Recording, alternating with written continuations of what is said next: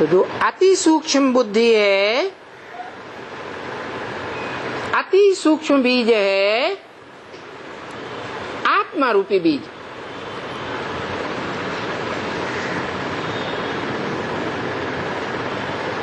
वो इस सृष्टि पर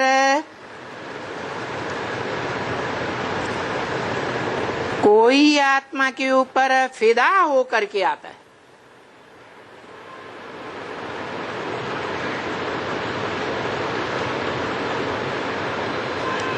कालदर्शी है तो तीनों कालों में जो चक्र लगाने वाली आत्मा है, जिसे कहते हैं हीरो पार्टधारी,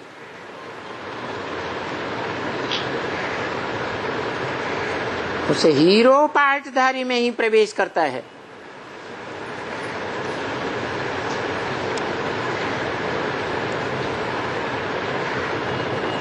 मनुष्य सृष्टि का बीज है। जैसे कोई वृक्ष का बीज वृक्ष के आदि में ही देखने में आता है, और वृक्ष जब परिपूर्ण होता है, पहला फल आता है, फल पकता है, तो उस फल के अंदर वो बीज फिर देखने में आता है। क्या खासियत है उस बीज की? उस बीज की खासियत है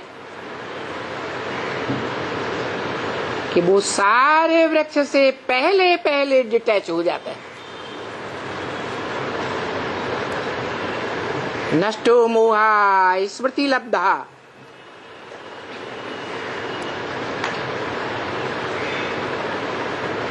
परंतु वो मनुष्य सृष्टि का साकार बीज है।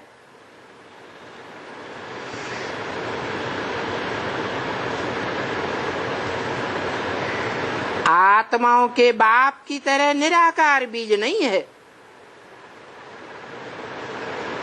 हाँ, सृष्टि वृक्ष के जो भी अंग हैं, बीज को छोड़ करके जड़ें हैं, मुख्य तना है,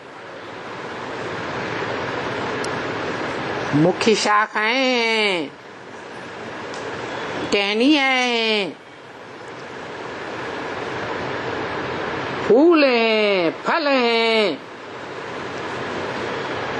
और 500-700 करोड़ पत्ते भी हैं इस मनुष्य सृष्टि के। वो सब विनाशी। और बीज उसका कभी विनाश नहीं होता है। बीज अविनाशी है। तो ऐसी बीज रूप आत्मा में वो निराकार आत्माओं का निराकार बाप आकर के निराकारी ज्ञान का बीज डालता है, और जिसमें बीज डालता है उस शरीर का नाम देता है रुद्र। और उस रुद्र के द्वारा जो ज्ञान का प्रैक्टिकल में फाउंडेशन डाला जाता है, उस ज्ञान को कहा जाता है अविनाशी रुद्र ज्ञान यज्ञ। कैसा ज्ञान यज्ञ? अविनाशी।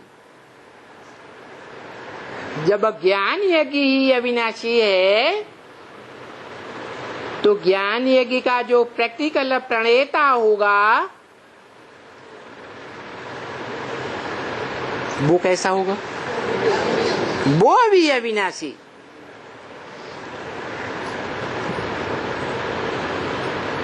इसलिए ब्रह्म वाक्य मुरली में है